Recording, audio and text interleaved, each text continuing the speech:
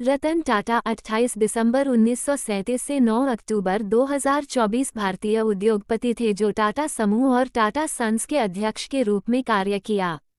वे भारत की सबसे बड़ी व्यापारिक इकाई टाटा समूह के 1991 से 2012 तक अध्यक्ष थे। इसके अतिरिक्त अक्टूबर 2016 से फरवरी 2017 तक वे समूह के कार्यकारी अध्यक्ष भी रहे। उनके नेतृत्व में टाटा समूह ने वैश्विक स्तर पर विस्तार किया और कई महत्वपूर्ण अधिग्रहण किए।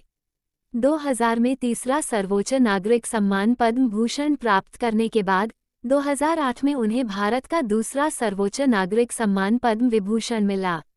उम्र संबंधी बीमारी के कारण 2024 में उनकी मृत्यु हो गई। रतन टाटा नवल टाटा के पुत्र थे, जिन्हें रतनजी टाटा ने गोद लिया था। रतनजी टाटा जमशेदजी टाटा के पुत्र और टाटा समूह के संस्थापक थे। उन्होंने कॉर्नेल यूनिवर्सिटी के कॉलेज ऑफ आर्किटेक्चर से आर्किटेक्चर में स्नातक की डिग्री प्राप्त की।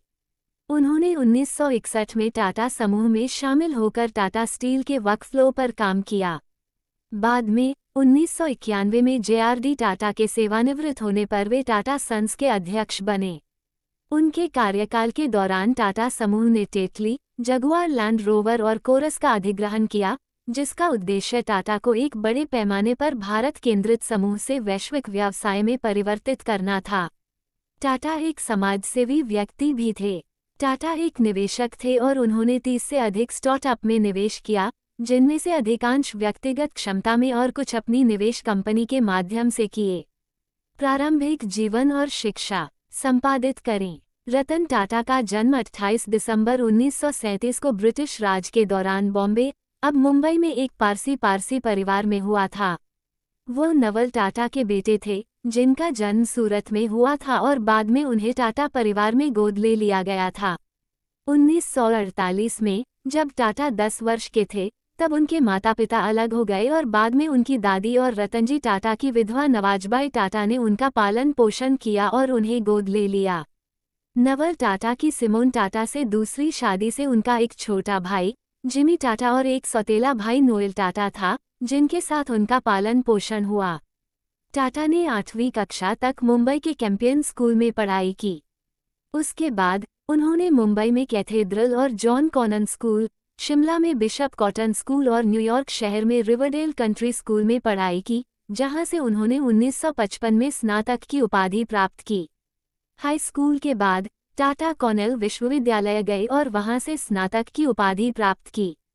1959 में वास्तुकला में स्नातक की डिग्री। कॉर्नेल में रहते हुए वह अल्फा सिग्मा फी बिरादरी में शामिल हो गए। 2008 में टाटा ने कॉर्नेल को $50 मिलियन का दान दिया, जिससे वह इतिहास में विश्वविद्यालय का सबसे बड़ा अंतर्राष्ट्रीय दानकर्ता बन गया। व्यवसाय संपादित करें। 1970 के दशक में रतन टाटा को टाटा समूह में प्रबंधकीय पद पर नियुक्त किया गया था। वो शुरू में सहायक company national radio and electronics NECO को पुनर्जीवित करने में सफल रहे, लेकिन आर्थिक मंदी के दौरान यह विफल हो गई। 1991 में JRD टाटा ने टाटा सन्स के अध्यक्ष पद से इस्तीफा दे दिया और रतन टाटा को अपना उत्तराधिकारी नियुक्त किया।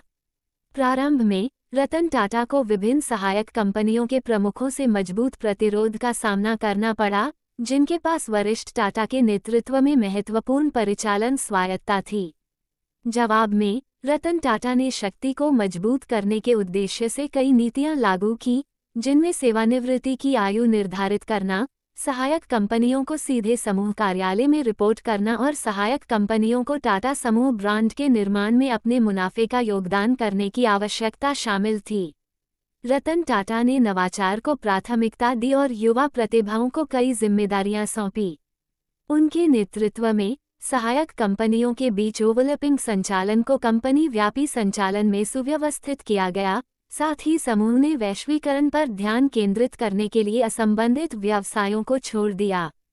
21 वर्षों तक टाटा समूह का नेतृत्व करते हुए राजस्व 40 गुना से अधिक और लाभ 50 गुना से अधिक बढ़ गया। जब रतन टाटा ने कंपनी की कमान संभाली तो अधिकांश बिक्री कमोडिटी बिक्री थी, लेकिन उनके कार्यकाल के अंत तक अधिकांश बिक्री ब्रांडों से हुई।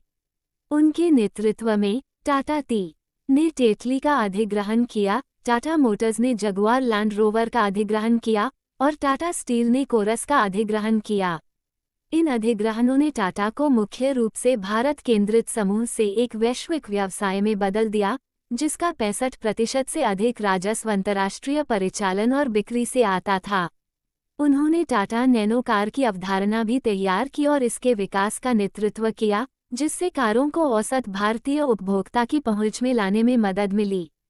टाटा मोटर्स ने गुजरात के सानंद प्लांट से टिगोर इलेक्ट्रिक वाहनों का पहला बैच शुरू कर दिया है, जिसे टाटा ने भारत के इलेक्ट्रिक सपने को तेजी से आगे बढ़ाने वाला बताया है। 75 वर्ष की आयु तक पहुंचने पर रतन टाटा ने 28 दिसंबर 2012 को टाटा समूह में अपनी कार्यकारी भूमिका से इस्तीफा दे दिया। इससे नेतृत्व संकट पैदा हो गया क्योंकि कंपनी के निदेशक मंडल और कानूनी प्रभाग ने उनके उत्तराधिकारी साइरस मिस्त्री को नियुक्त करने से इनकार कर दिया। टाटा के रिश्तेदार और शापूरजी पल्लोंजी समूह के पल्लोंजी मिस्त्री के बेटे, जो टाटा समूह के सबसे बड़े व्यक्तिगत शेयरधारक हैं। 24 अक्टूबर 2016 को साइरस मिस्त्री को टाटा सन्स के चेयरमैन पद से हटा दिया गया और रतन टाटा ने अंतरिम चेयरमैन का पद संभाला। नए अध्यक्ष की तलाश के लिए एक चयन समिति का गठन किया गया, जिसमें टाटा भी एक सदस्य के रूप में शामिल थे। नटराजन चंद्रशेखरन को 12 जनवरी 2017 को टाटा सन्स के अध्यक्ष के रूप में नियुक्त किया गया था और फरवरी 2017 में उन्होंने ये पद ग्रहण किया। फरवरी 2017 में मिस्त्री को टाटा सन्स के निदेशक पद से हटा दिया गया था। दिसंबर 2019 में national company law appellate tribunal ने फैसला सुनाया कि साइरस मिस्त्री को टाटा सन्स के चेयरमैन पद से हटाना अवैध था और उनकी बहाली का आदेश दिया, लेकिन बाद में भारत के सुप्रीम कोर्ट ने उनकी बर्खास्तगी को बरकरार रखा। टाटा ने अपनी संपत्ति से कई कंपनियों में निवेश किया था। उन्होंने भारत की प्रमुख ई कॉमर्स वेबसाइटों में से एक स्नैपडील में निवेश किया। जनवरी 2016 में उन्होंने टी बॉक्स, एक ऑनलाइन प्रीमियम भारतीय चाय विक्रेता, और कैशक्रो.com, एक डिस्काउंट कूपन और कैशबैक वेबसाइट में भी निवेश किया। टाटा ने भारत में प्रारंभिक और अंतिम चरण की दोनों कंपनियों में छोटे निवेश किए, जैसे ओला कैब्स में 0.95 करोड़ रुपये। अप्रैल 2015 में ये बताया गया कि टाटा ने चीनी स्मार्टफोन स्टार्टअप शाओमी में हिस्सेदारी हासिल कर ली है। 2016 में उन्होंने एक ऑनलाइन रियल एस्टेट पोर्टल नेस्टवे में निवेश किया, जिसने बाद में ऑनलाइन रियल एस्टेट और पालतू जानवरों की देखभाल पोर्टल डॉगस्पॉट शुरू करने के लिए जेनिफाई का अधिग्रहण किया। इसके अतिरिक्त टाटा ने अंतर-पीढ़ीगत मित्रता को प्रोत्साहित करने के लिए वरिष्ठ नागरिकों के लिए भारत का साथी स्टार्टअप गुडफेलो लॉन्च किया। निजी जीवन: टाटा ने कभी विवाह नहीं किया और उनकी कोई संतान भी नहीं थी। 2011 में रतन टाटा ने कहा था, मैं 4 बार विवाह के निकट पहुंचा, किंतु प्रत्येक बार भय या किसी अन्य कारणवश पीछे हट गया। निधन: उनकी स्थिति गंभीर थी और उन्हें मुंबई के एक अस्पताल में गहन चिकित्सा देखभाल में रखा गया था। टाटा ने 7 अक्टूबर 2024 को कहा था कि वह अपनी आयु और संबंधित चिकित्सा स्थितियों के कारण नियमित चिकित्सा परीक्षण करवा रहे थे। रतन टाटा का 9 अक्टूबर 2024 को 86 वर्ष की आयु में मुंबई के ब्रीच कैंडी अस्पताल में निधन हो गया। पुरस्कार और मान्यता: भारत के 50वें गणतंत्र दिवस समारोह पर 26 जनवरी 2000 रतन टाटा को तीसरे नागरिक अलंकरण पद्म भूषण से सम्मानित किया गया। उन्हें 26 जनवरी 2008 भारत के दूसरे सर्वोच्च नागरिक अलंकरण पद्म विभूषण से सम्मानित किया गया। वे NASSCOM global leadership NASSCOM global leadership पुरस्कार -2008 प्राप्त करने वालों में से एक थे। ये पुरस्कार उन्हें 14 फरवरी 2008 को मुंबई में एक समारोह में दिया गया। रतन टाटा ने 2007 में टाटा परिवार की ओर से परोपकार का कार्नेगी पदक प्राप्त किया। रतन टाटा भारत में विभिन्न संगठनों में वरिष्ठ पदों पर कार्यरत हैं और वे प्रधानमंत्री की व्यापार एवं उद्योग परिषद के सदस्य हैं। मार्च 2006 में टाटा को कॉर्नेल विश्वविद्यालय द्वारा 26वें रॉबर्ट एस सम्मान से सम्मानित किया गया। आर्थिक शिक्षा में हेटफील्ड रत्न सदस्य, वह सर्वोच्च सम्मान जो विश्वविद्यालय कंपनी क्षेत्र में प्रतिष्ठित व्यक्तियों को प्रदान करती है। रतन टाटा के विदेशी संबंधों में मित्सुबिशी निगम, मित्सुबिशी कॉर्पोरेशन, अमेरिकन इंटरनेशनल समूह, American international group, JP Morgan Chase और बूज एलन हैमिल्टन के अंतर्राष्ट्रीय सलाहकार बोर्ड की सदस्यता शामिल है। वे रांड निगम, रांड कॉर्पोरेशन और अपनी मातृ संस्था अल्मा माटर, कॉर्नेल विश्वविद्यालय, कॉर्नेल यूनिवर्सिटी और दक्षिणी कैलिफोर्निया विश्वविद्यालय, यूनिवर्सिटी ऑफ सदर्न कैलिफोर्निया के न्यासी मंडल के भी सदस्य हैं। वे दक्षिण अफ्रीका गणराज्य की अंतर्राष्ट्रीय निवेश परिषद के बोर्ड सदस्य हैं और न्यूयॉर्क स्टॉक एक्सचेंज के एशिया पैसिफिक सलाहकार समिति के एक सदस्य हैं। टाटा एशिया पैसिफिक पॉलिसी के रांड केंद्र के सलाहकार बोर्ड, पूर्व पश्चिम केंद्र के बोर्ड ऑफ गवर्नर्स में हैं और बिल और मेलिंडा गेट्स फाउंडेशन के भारत एड्स इनिशिएटिव कार्यक्रम बोर्ड में सेवारत हैं। फरवरी 2004 में रतन टाटा को चीन के झोजियांग प्रांत में हांगझू शहर में मानद आर्थिक सलाहकार की उपाधि से सम्मानित किया गया। उन्हें हाल ही में लंदन स्कूल ऑफ इकोनॉमिक्स से मानद डॉक्टरेट की उपाधि हासिल हुई और नवंबर 2007 में फॉर्च्यून पत्रिका ने उन्हें व्यापार क्षेत्र के 25 सबसे प्रभावशाली लोगों की सूची में शामिल किया। मई 2008 में टाटा को टाइम पत्रिका की 2008 की विश्व के 100 सबसे प्रभावशाली लोगों की सूची में शामिल किया गया। टाटा की अपनी छोटी 1 लाख रुपए की कार नैनो के लिए सराहना की गई। उन महत्वपूर्ण व्यक्तियों में से एक जिसने अपने वादे का पालन किया। पुरस्कार और मान्यता। भारत के 50वें गणतंत्र दिवस समारोह पर 26 जनवरी 2000 रतन टाटा को तीसरे नागरिक अलंकरण पद्म भूषण से सम्मानित किया गया। उन्हें 26 जनवरी 2008 भारत के दूसरे सर्वोच्च नागरिक अलंकरण पद्म विभूषण से सम्मानित किया गया। वे NASSCOM global leadership NASSCOM global leadership पुरस्कार -2008 प्राप्त करने वालों में से एक थे। ये पुरस्कार उन्हें 14 फरवरी 2008 को मुंबई में एक समारोह में दिया गया। रतन टाटा ने 2007 में टाटा परिवार की ओर से परोपकार का कार्नेगी पदक प्राप्त किया। रतन टाटा भारत में विभिन्न संगठनों में वरिष्ठ पदों पर कार्यरत हैं और वे प्रधानमंत्री की व्यापार एवं उद्योग परिषद के सदस्य हैं। मार्च 2006 में टाटा को कॉर्नेल विश्वविद्यालय द्वारा 26वें रॉबर्ट एस सम्मान से सम्मानित किया गया।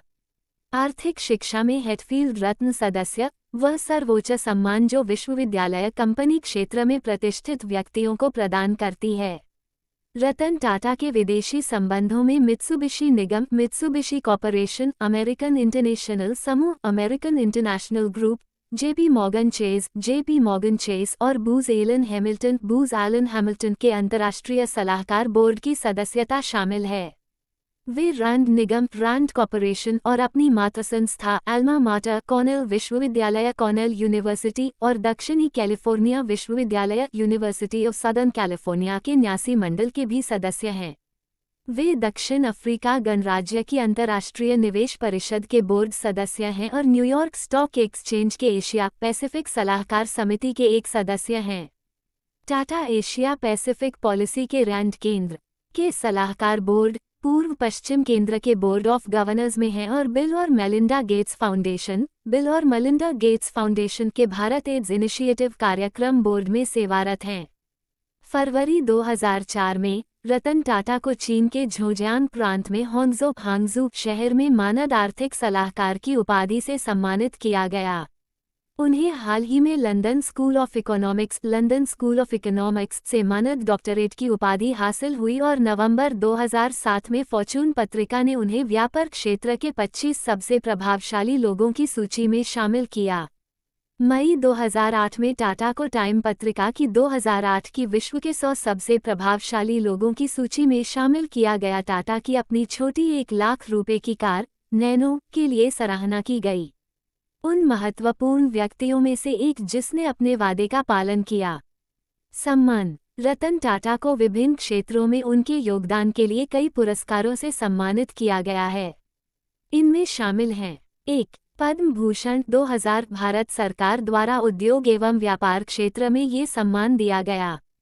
2. पद्म विभूषण 2008 ये भारत का दूसरा सर्वोच्च नागरिक सम्मान है जो उन्हें उनके व्यापारिक योगदान के लिए दिया गया।